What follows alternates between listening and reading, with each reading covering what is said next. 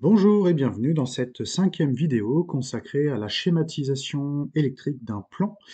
On va voir dans cette partie numéro 5 l'utilisation de l'automaintien. Automaintien d'une information, automaintien d'une commande. Donc l'automaintien, c'est un moyen de commande qui est très utilisé dans une machine. D'après le cahier des charges, par une simple impulsion sur le bouton poussoir marche, donc le bouton S2, doit permettre d'allumer le voyant vert H10. Après activation, ce dernier doit rester allumé.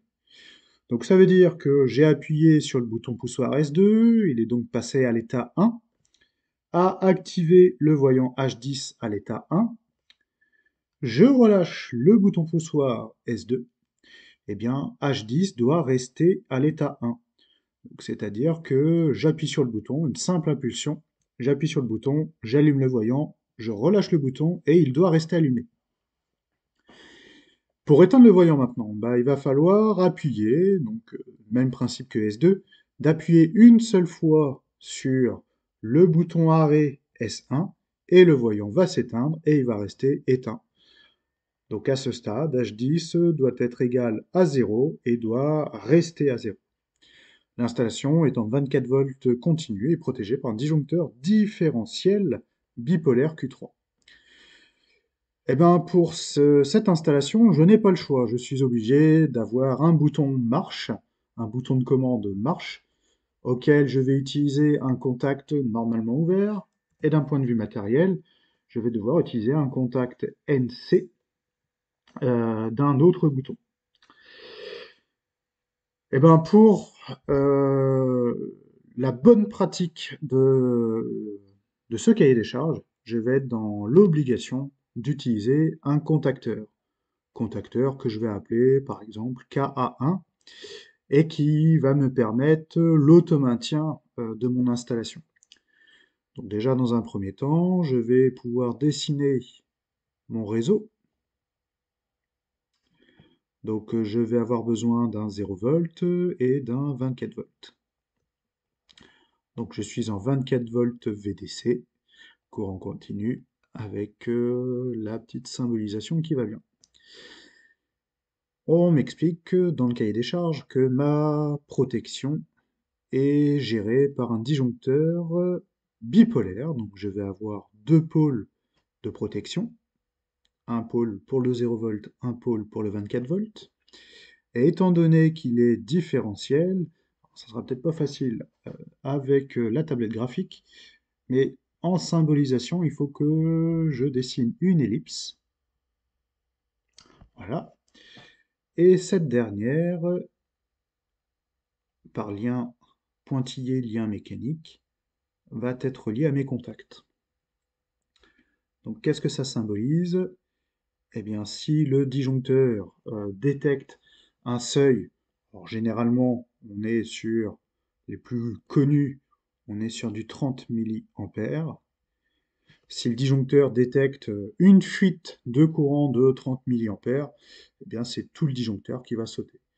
Donc là, disjoncteur différentiel utilisé pour protéger les personnes contre les courts-circuits. Donc je continue mon installation. Je vais avoir besoin d'un réseau 0 volt. Je vais avoir besoin de mon voyant.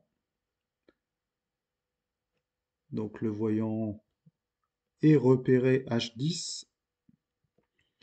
Et ce voyant va être géré euh, par un relais. Comment je vais m'organiser? Eh bien, dans l'installation, je vais tirer une ligne 24 volts. Ici, je vais utiliser mon contact normalement ouvert. Je vais l'utiliser là. J'ai fait le schéma un peu bas. Mon contact normalement ouvert qui appartient à mon bouton poussoir SE2. Donc j'appuie sur le bouton poussoir. Je vais activer un relais. Quand on a une commande par automaintien, on est obligé, hein, en schéma électrique traditionnel, de passer par un relais. Après, on pourrait très bien passer par un interrupteur, mais c'est pas le but du TP. Je vais vous expliquer pourquoi. Donc là, qu'est-ce qui se passe? Si j'appuie sur le bouton S2, le courant va passer, va permettre d'activer le relais KA1. Et le relais K1, eh ben, je vais utiliser un de ces contacts pour fermer un contact et allumer le voyant. Voilà, je fais du relayage d'informations, hein. Si j'avais mis le S2 avec le voyant juste en dessous, ça aurait fait la même chose. Là, l'intérêt, c'est de faire du relayage d'informations en passant par une bobine. Sauf que là, il n'y a pas de notion d'automaintien. Dès lors que je vais relâcher le doigt du bouton, KA1 va revenir à 0.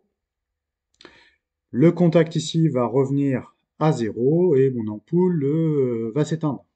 Donc il n'y a pas d'utilité.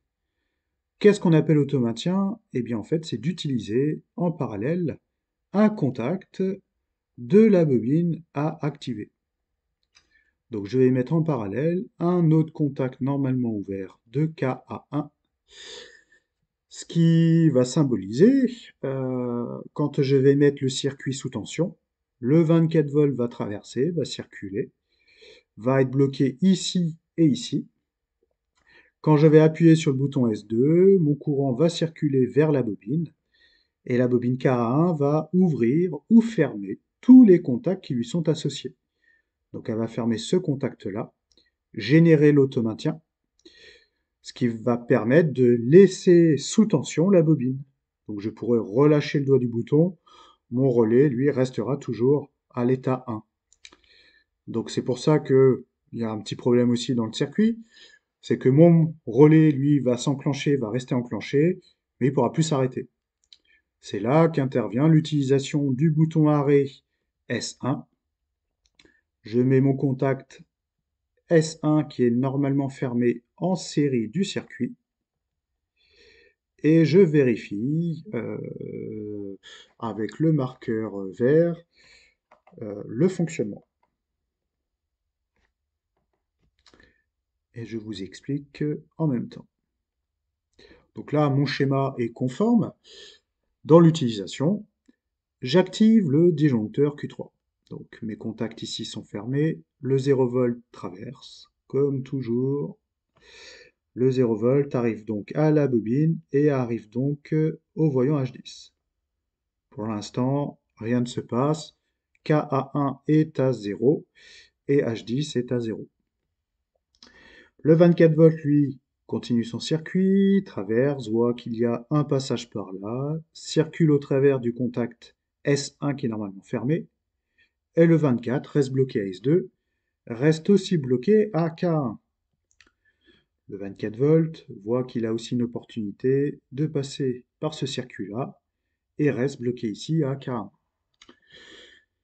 Maintenant, je vais appuyer sur le bouton marche S2. Donc je fais une impulsion sur la tête à bouton, le contact va basculer sur la droite, qui va me permettre le passage de la tension directement en A1 de la bobine. Étant donné qu'en A1, j'ai un 0 volt qui arrive, un 0 volt DC, et avec l'appui sur S2, j'apporte un 24 volts courant continu, et ben mon contacteur, lui, passe à l'état 1. Étant donné que lui passe à l'état 1, il est donc alimenté, et il va ouvrir ou fermer tous les contacts dans son circuit, dans son utilisation, qui portent le même nom.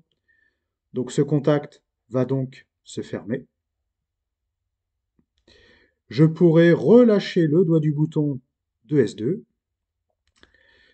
Étant donné que le circuit passe maintenant par ce contact-là, eh ben, je maintiens KA1 sous tension.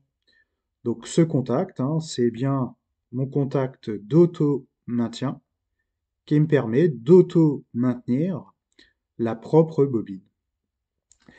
K1 ne va pas faire que l'automaintien, il va aussi fermer ce contact. Donc le contact bascule en même temps que ce contact-là, hein, ça se fait en même temps, c'est de la mécanique. Donc le contact se ferme et le voyant, hein, dans le même temps, se trouve activé, se trouve à l'état 1. Donc qu'est-ce que je vois moi physiquement quand je vais appuyer sur le bouton poussoir S2? Je vais entendre le relais qui va s'activer, qui va passer à l'état 1, et en même temps, le voyant H1 qui va aussi s'allumer. Donc là, c'est bien beau, mon automaintien est actif. Maintenant, je veux éteindre ce voyant. Bah, pour éteindre le voyant, il faut que le contact K1 revienne à son état initial. Pour que le contact K1 revienne à son état initial, il faut que j'arrête d'alimenter K1. Donc, il faut que Ka1 revienne à l'état 0. Eh bien, il va falloir que je trouve un moyen dans tout le circuit de commande que j'ai juste au-dessus, que je trouve un moyen pour couper le circuit. Mon moyen, c'est l'appui sur S1. J'appuie sur le bouton poussoir S1, j'ouvre donc le circuit. Ça va permettre derrière de ne plus alimenter mes contacts en 24 volts. Ça va permettre derrière d'arrêter d'alimenter la bobine en 24 VDC.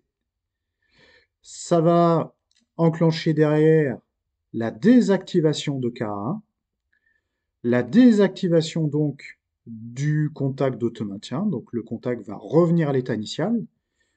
Ce contact-là va aussi revenir à l'état initial, ce qui va m'éteindre donc le voyant H10. Donc le voyant H10, lui, va repasser à l'état 0. Je relâche le doigt du bouton S1, il revient dans sa configuration initiale, et bien mon 24 volts revient, toujours bloqué à S2, toujours bloqué à K1, toujours bloqué à ce K1. On attend une nouvelle fois une activation. Donc là, on a un schéma terminé, bien sûr réalisé au brouillon, mais un schéma terminé d'un automaintien.